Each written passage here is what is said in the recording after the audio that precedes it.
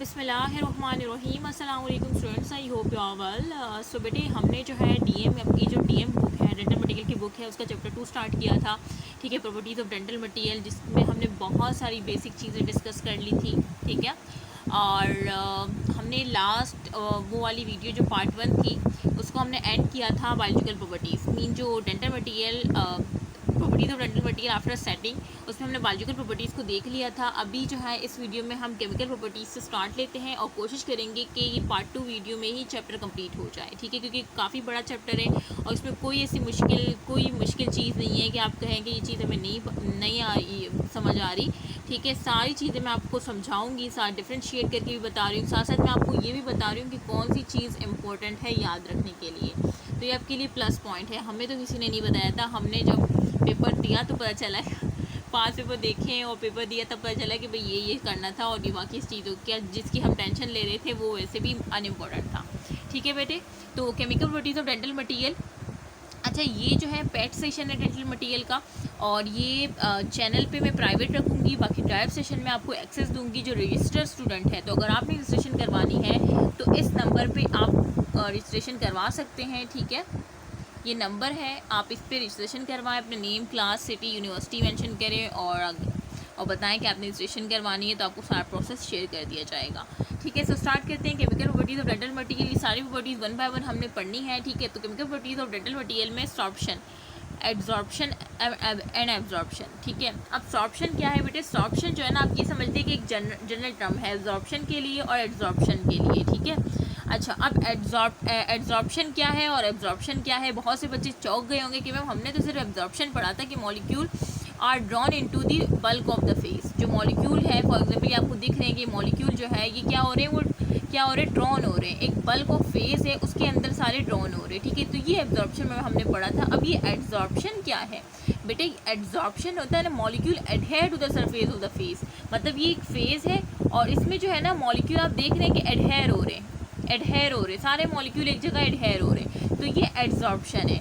और जो ड्रॉन हो रहे हैं ना इनसाइड, वो एब्जॉर्प्शन है। ठीक है बेटे, तो इसमें कोई इतना कोई इतनी मुश्किल बात नहीं कि आपको समझना है।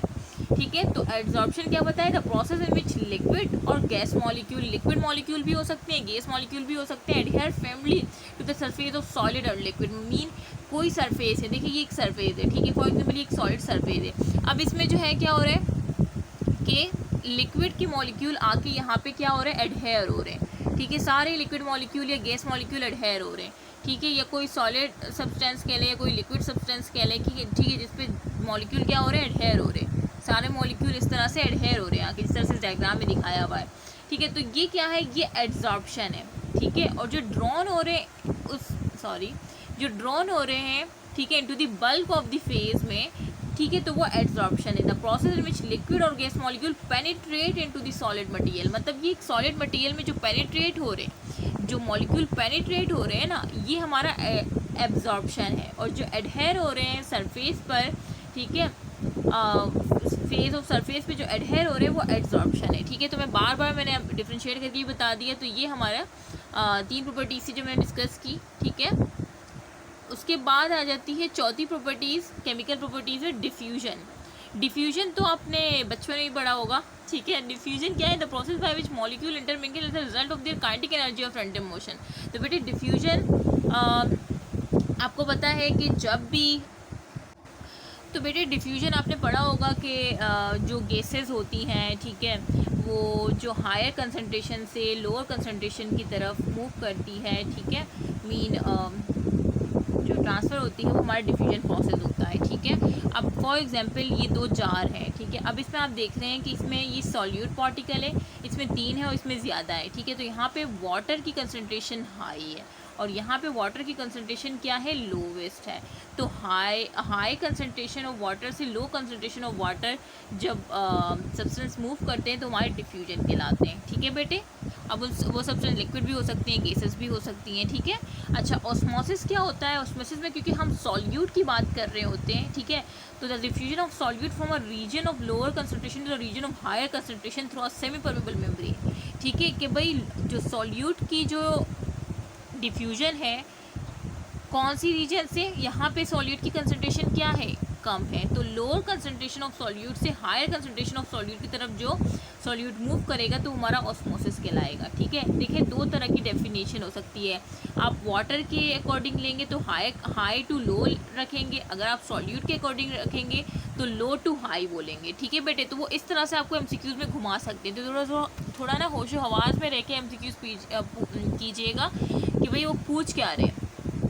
ठीक है, तो ये डिफ्यूजन और ऑस्मोसिस का डिफरेंस था। यहाँ पे हम एज अ सॉल्यूट बात कर रहे हैं तो हम कह रहे हैं कि लो सॉल्यूट कंसंट्रेशन से हाई सॉल्यूट कंसंट्रेशन, ये हमारा एक डिफ्यूजन प्रोसेस हो रहा है जिसे हम ऑस्मोसिस कह रहे हैं। ठीक है, और कि अगर आप वाटर के लिहाज से देखें तो हाई टू लो हो रहा है। ठीक है, वाटर के लिहाज से हाई टू लो है और सॉल्यूट के लिहाज से लो टू हाई है। तो ये मेन चीज़ है जो मैं आपको समझाने की कोशिश कर रही हूँ। अच्छा, उसके बाद छठी प्रॉपर्टी है सॉल्युबिलिटी। तो बेटे सॉल्युबिलिटी क्या है, आप लोग क्या समझते हैं सॉल्युबिलिटी क्या है?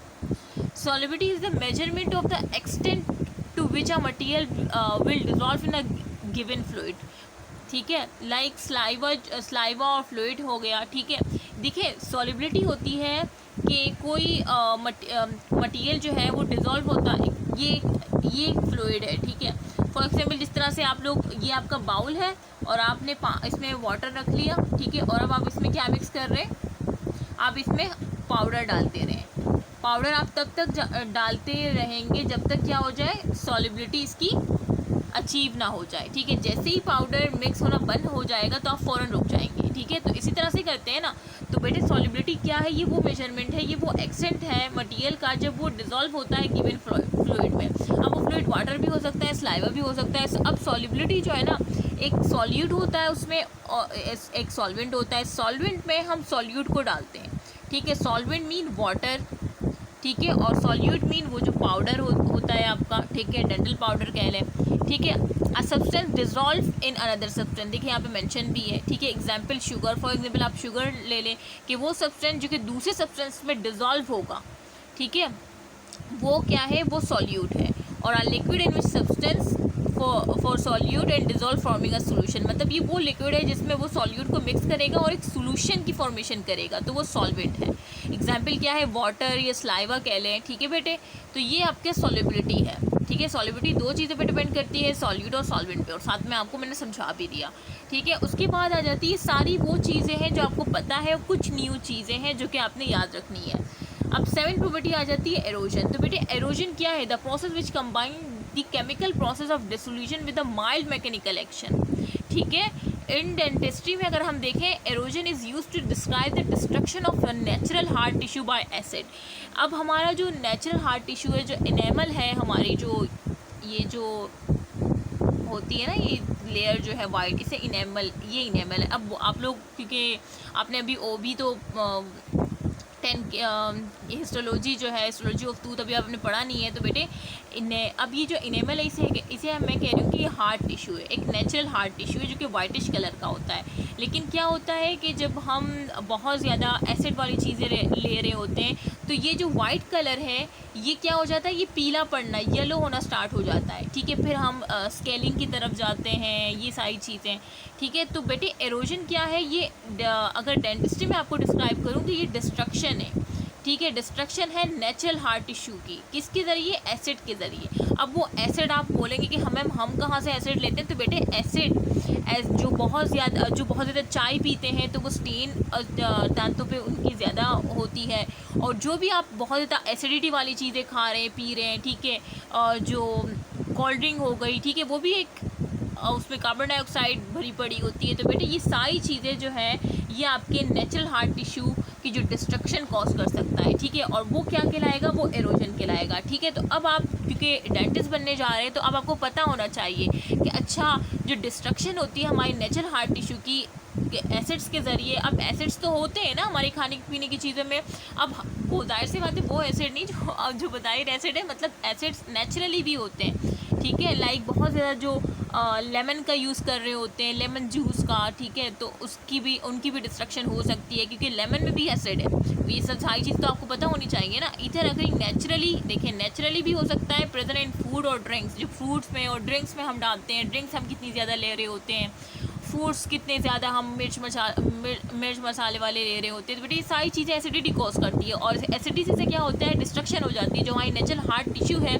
उसकी डिस्ट्रक्शन हो जाती है, जिसे हम एरोजन कहते हैं। तो बेटे एरोजन आई होप कि आपको समझ आ गया होगा। मैं जिस तरह से आपको पढ़ा रही हूँ तो आपके लिए एक ब्लेसिंग पॉइंट है, क्योंकि हमें इस तरह से नहीं पढ़ाया जाता, बस आते हैं और एक रीड करके चले जाते हैं पीपीटी, और हम ऐसे के ऐसे रह जाते हैं। तो मैं साथ साथ आपको बता भी रही हूँ और समझा भी रही हूँ, डेली लाइफ की एग्जांपल भी दे रही हूँ, साथ साथ पिक्चर भी दिखा रही हूँ, ठीक है। अच्छा, तो ये आपका एरोजन हो गया। अब एडिशन क्या है, देखिए बेटे ये सारी वो चीज़ें जो वाइवा में आपको वाइवा में पूछी जा सकती है। तो एरोजन का आपने बस ये लाइन याद रखनी है कि destruction of natural heart tissue by acid, ठीक है। तो अगर आप नोट्स बना रहे हैं तो साथ साथ ये नोट करते रहें, ठीक है।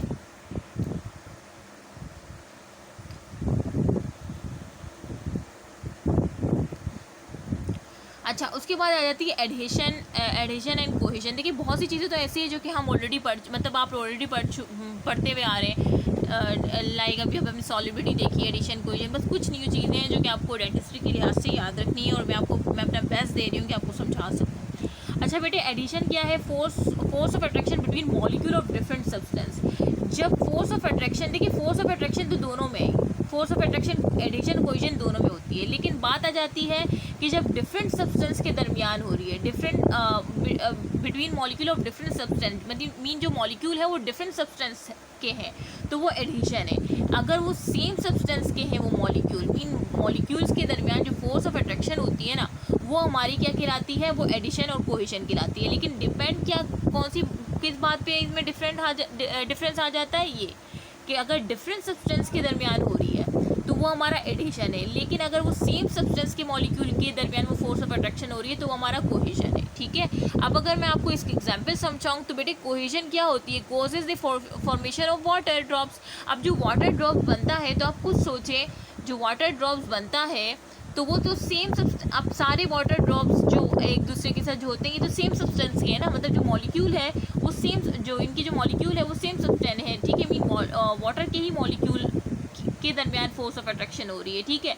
तो ये हमारा कोहेशन कहलाएगा कि कोहेशन क्या है, causes the formation of water drops. Mean जो वाटर ड्रॉप्स की जो फॉर्मेशन हो रही है ना, वो कोहेशन के ज़रिए हो रही है, क्योंकि force of attraction between molecule of same substance, तो जाहिर सी बात है कि जो ड्रॉप्स की जो फॉर्मेशन होती है वो कोहेशन फोर्स होती है उसमें, और जो एडिशन होती है causes a drop cling to the other surface. जो अब ये ड्रॉप जो नीचे जाके किसी सरफेस पे टकराएगा, अब ये सरफेस एक अलग सब्सटेंस से, लाइक ये सॉलिड है और ये एक लिक्विड है, तो अब ये अलग डिफरेंट सब्सटेंस हो गए ना, तो अब ये डिफरेंट सब्सटेंस है, उनके डिफरेंट मॉलिक्यूल्स हैं, तो इनके दरमियान जो फोर्स ऑफ अट्रैक्शन है वो एडिशन है, ठीक है। तो एडिशन और कोहेशन आई होप कि आपको समझ आ गया हो। अच्छा, उसके बाद आ जाए सरफेस एनर्जी और सरफेस टेंशन। तो बेटे सरफेस एनर्जी और सरफेस टेंशन क्या है, the increase in energy per unit area is called as surface energy. देखें, जो एनर्जी पर यूनिट एरिया, एक एरिया अगर हम ले कि भाई इस एरिया में जो इंक्रीज़ हो रही है एनर्जी जो इंक्रीज़ हो रही है वो हमारी सरफेस एनर्जी कहलाएगी या सरफेस टेंशन कहलाएगी, ठीक है। Interfacial tension that exists between the two surfaces due to unbalanced intermolecular forces. For addition to exist, the surface must be attracted to one another at their interface.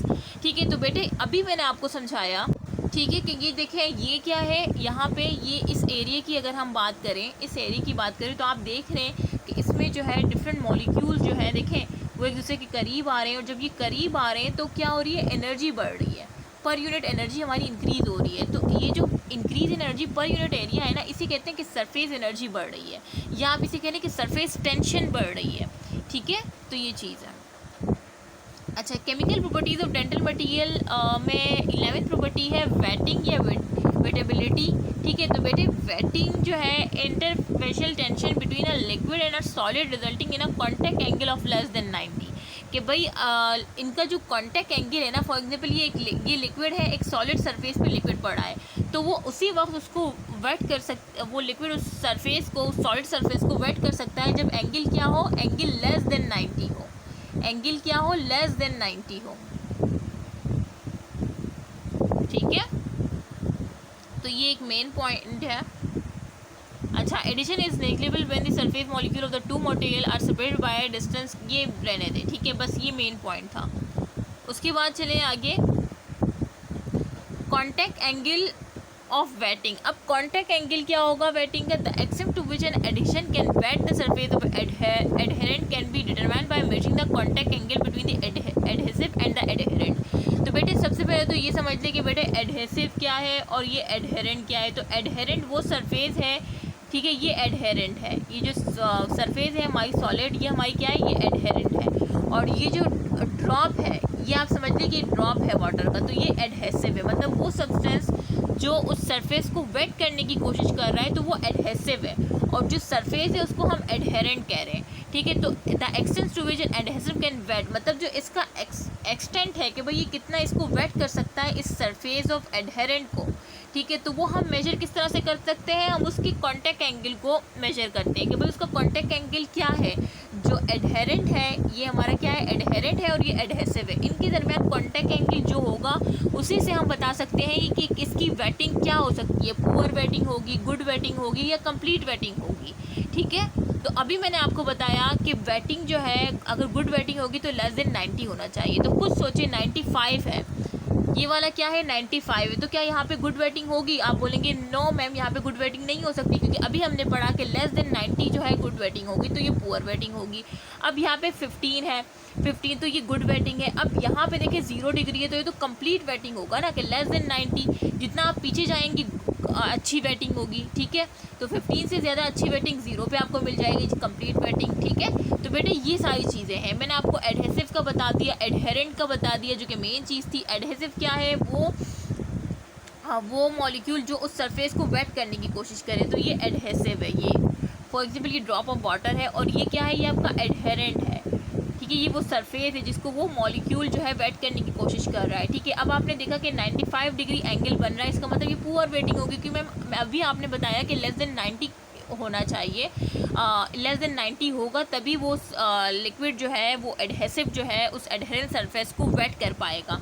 इस तरह से ये 50 degree है तो ये गुड वेटिंग होगा। अगर 50 से कम है 0 तो कंप्लीट वेटिंग हो जाएगी, 0 पे तो कंप्लीट वेटिंग ही हो जाएगी, ठीक है। तो ये सारी चीज़ें हैं। It is a molecule of adhesion identity more than molecule of the surface completely on the surface. बस ये वही चीज़ है। Complete wetting occur 0 and no wetting occur at 180। अच्छा, अब मैंने आपको बताया कि 0 डिग्री पे तो कंप्लीट वेटिंग हो जाएगी, और no wetting occur at 180 degree. 180 पे कोई वेटिंग नहीं होगी, ये बात याद रखिएगा। ये MCQ पॉइंट है। ये तो मैंने आपको समझा दिया और आपको पता भी चल गया, आपको मतलब कॉन्सेप्ट भी दे दिया। अब 180 पे खुद सोचे 180 पे क्या होगा। 180 पे तो कोई वेटिंग ही नहीं होगी ना, क्योंकि लेस देन 90 जो है गुड वेटिंग होती है, 95 पे पुअर वेटिंग हो रही थी, और 180 तो बहुत आगे की बात है। तो यहाँ पे क्या होगी, नो वेटिंग होगी, ठीक है। अच्छा, उसके बाद केमिकल प्रॉपर्टीज़ एंड हो गया। इसमें हमने 12 प्रॉपर्टीज़ डिस्कस कर ली। उसके बाद हम आते हैं इलेक्ट्रिकल प्रॉपर्टीज़ पे। इलेक्ट्रिकल प्रॉपर्टीज़ को हम नेक्स्ट वीडियो में डिस्कस करेंगे, क्योंकि बहुत ज़्यादा लंबी हो रही है वीडियो। ओके, अल्लाह हाफ़िज़। अगर आपने जो है रजिस्ट्रेशन करवानी है हमारे पेड सेशन में, डेंटल मटीरियल के पेड सेशन में, तो आप करवा लें, अभी भी टाइम है, अभी हमारी क्लासेस चल रही हैं, ठीक है। और इंशाल्लाह ये पार्ट 2 वीडियो होगी। पार्ट 3 जो है नेक्स्ट जिसमें हम electric properties of dental material से स्टार्ट लेंगे। ओके, अगर आपको ये लेक्चर अच्छा लग रहा है तो कमेंट करके लाजमी बताइएगा। ओके, अल्लाह हाफ़िज़।